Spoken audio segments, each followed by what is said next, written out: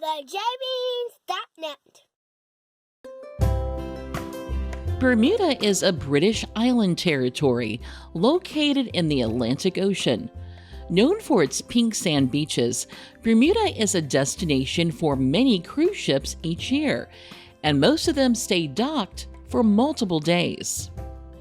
We previously visited Bermuda in 2019 and returned for more adventures aboard the Celebrity Eclipse in June 2024. During our most recent visit, our ship docked at the Royal Naval Dockyard for 3 days. In this video, we'll provide an overview of our first stay in Bermuda when we visited the town of St. George's, made a stop at Bermuda's oldest pub, the Swizzle Inn, and explored the Bermuda Aquarium, Museum, and Zoo. Just a quick note that if you enjoy this video, please give us a thumbs up or leave a comment. It really helps our channel. And consider subscribing so you get alerted when we add new videos. Since we were traveling with Grandpa Bean, it was important for us to choose activities that were enjoyable for both him and our Jelly Bean. We also wanted to select activities that were relatively low impact, since Grandpa Bean's mobility is a bit more limited. We started our day by purchasing a 2-day pass for Bermuda's bus and ferry system, so we could explore the island group on our own, like we did during our previous visit. We purchased our passes at the Circular Visitor Services Center building, which was located next to the ferry dock at the Royal Naval Dockyard, just a 5-minute walk from our cruise ship. Pricing and schedule information for the bus and ferry system was available at the ferry dock, as well as inside the Visitor Services Center.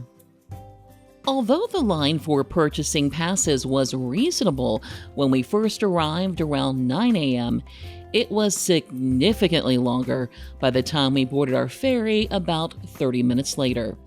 So make sure you prioritize purchasing your passes if you plan to explore Bermuda on your own. The 45-minute ferry ride from the Royal Naval Dockyard to St. George's was extremely smooth, except for a very short portion just before we made our way into St. George's Harbor. The ferry had indoor and outdoor seating, and restrooms were also available on board. After our ferry docked, we walked the short distance north to Water Street and the heart of St. George's. Since our cruise was Grandpa Bean's first visit to Bermuda, we gave him a brief tour of the town.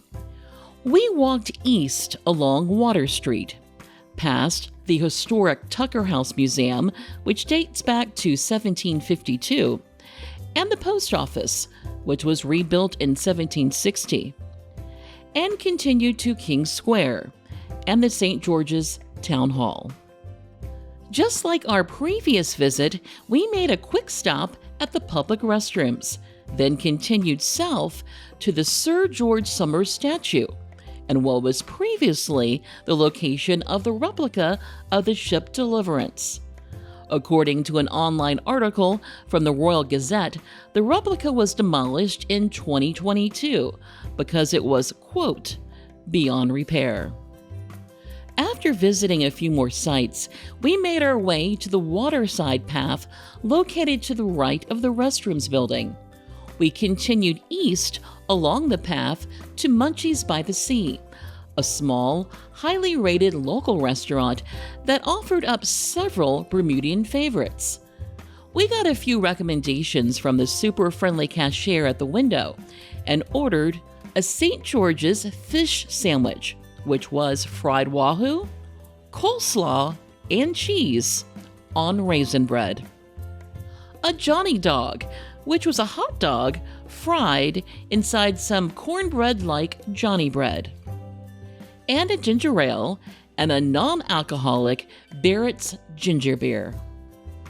The total for our order was $34. Since the Bermudian dollar is fixed to the US dollar at an equal value, we were able to pay with U.S. currency. However, be aware that change might be given in Bermudian dollars. It didn't take long for our food to be delivered, and we were able to enjoy a delicious snack at a shaded table with a great view of St. George's Harbor. Although the restaurant had limited seating, it never seemed to be an issue during our visit.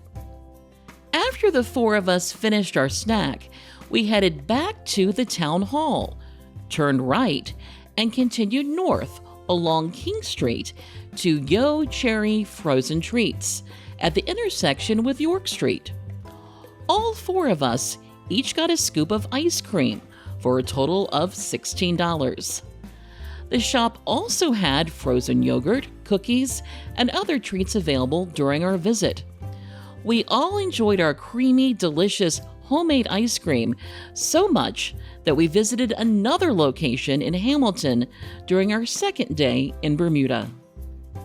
When we finished our ice cream, we crossed York Street to visit Summer's Supermart. It's well known that the cost of living in Bermuda is significantly higher than many other areas, but we wanted to show Jelly Bean exactly what that meant for prices. As we walked around the store, we pointed out many of the higher than usual prices, such as coffee creamer that cost $14, a 2-liter of soda for $6.50, and toothpaste that cost upwards of $10.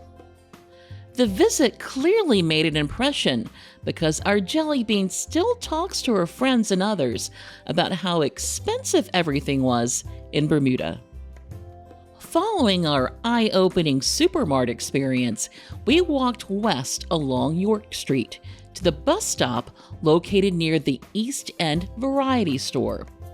The helpful cashier inside confirmed we could take bus lines 1, 3, 10, or 11 to get to our next destination, the Swizzle Inn. Thankfully, our bus ride to the Swizzle Inn only took about 15 minutes, despite the bus schedule stating the average running time was 20 to 40 minutes. Once we arrived at the restaurant, we waited in line for a few minutes before being seated. The Swizzle Inn is known as Bermuda's oldest and most famous pub and was opened in 1932. The pub's famous rum swizzle features a mix of Gosling's rum and fruit juices and is a must-try drink when visiting. We ordered a pitcher for $34.81 with gratuity automatically included.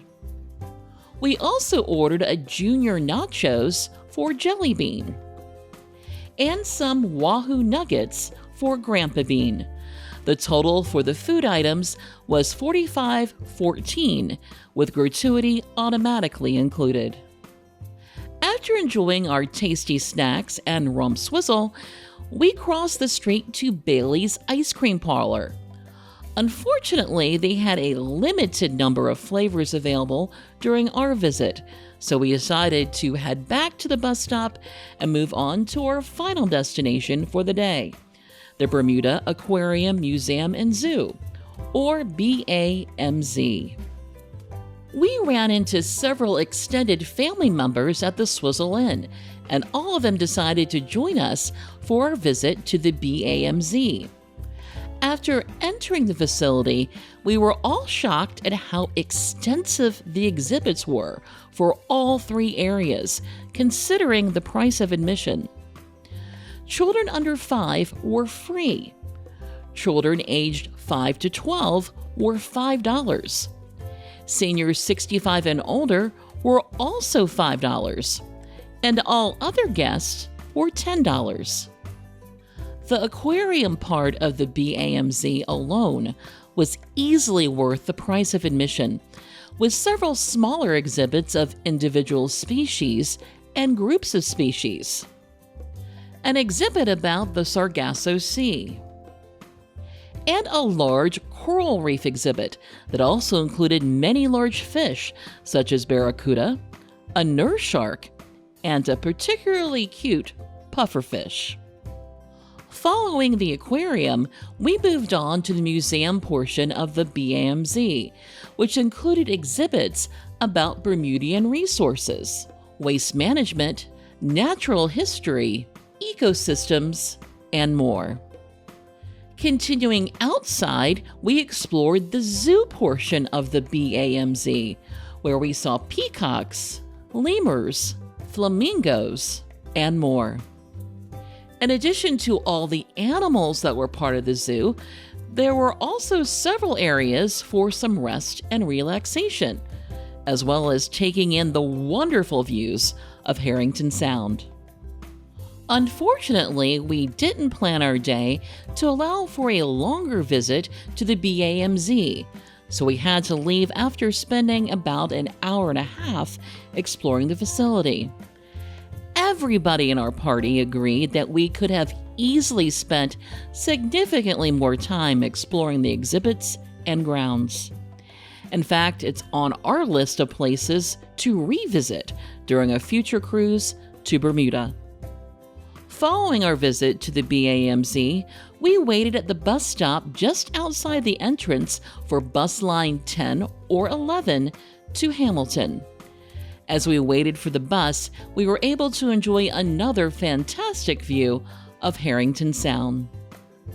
After a few minutes of waiting, we took the bus to Hamilton Central Bus Terminal, then walked about 10 minutes to the Hamilton Ferry Terminal, and took the roughly 20-minute ferry ride back to the Royal Naval Dockyard for the end of our first day in Bermuda.